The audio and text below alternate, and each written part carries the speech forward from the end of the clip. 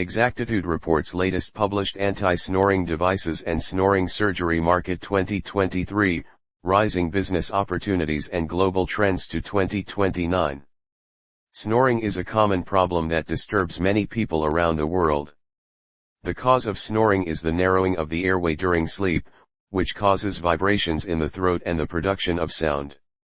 Additionally, sleep apnea, a serious sleep disorder that frequently causes breathing pauses while a person is asleep, can be indicated by snoring.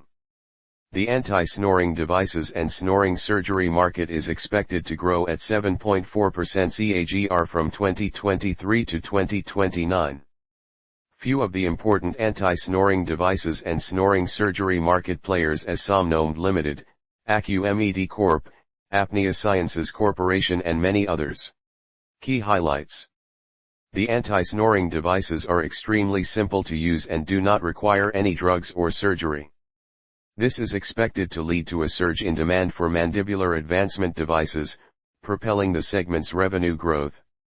The increase in allergies and nasal congestion, both of which can lead to snoring, may be the cause of this expansion.